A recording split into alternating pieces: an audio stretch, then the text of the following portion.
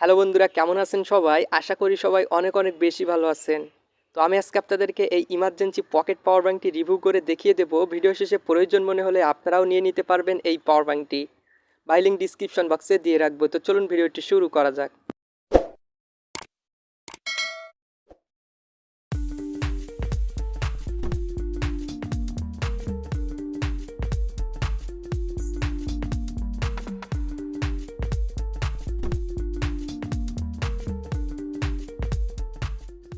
এটি হলো স্যামসাং ব্র্যান্ডের 1200 মিলিঅ্যাম্পিয়ারের একটি ইমার্জেন্সি পকেট পাওয়ার ব্যাঙ্ক।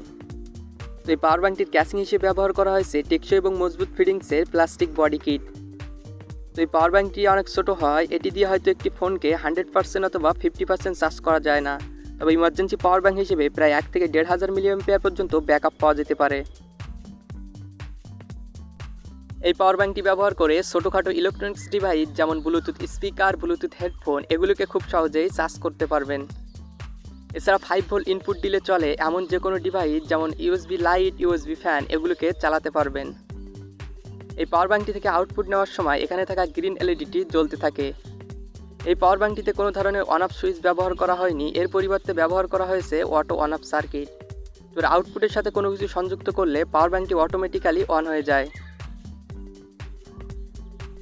তো এর সাথে একটি ইউএসবি কেবল দেওয়া আছে, আপনারা কোনো ডিভাইস চার্জ করতে চাইলে এটি ব্যবহার করতে পারেন।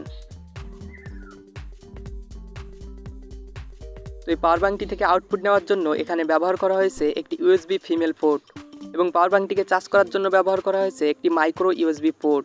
তো আপনার মোবাইলের চার্জার দিয়ে এটিকে চার্জ করতে পারবেন।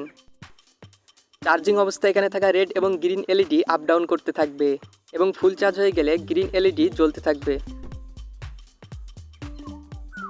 তো এই পাওয়ার ব্যাঙ্কটিকে আপনারা 100 থেকে 120 টাকার ভিতরে যে কোনো ইলেকট্রনিক্স দোকানে পেয়ে যাবেন। এছাড়া বাই লিঙ্ক ডিসক্রিপশন বক্সে দেওয়া আছে।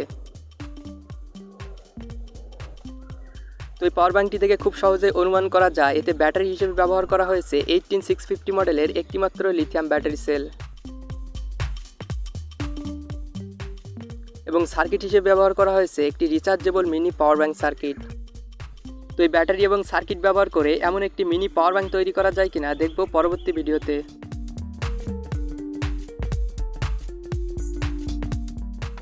তো বন্ধুরা, ভিডিওটি ভালো লাগলে অবশ্যই একটি লাইক করবেন, আর এরকম নতুন নতুন ভিডিও পেতে চাইলে চ্যানেলটি সাবস্ক্রাইব করে পাশে থাকা বেল আইকন অল প্রেস করে দিবেন। তো সকলে ভালো থাকবেন, সুস্থ থাকবেন এবং সাথেই থাকবেন।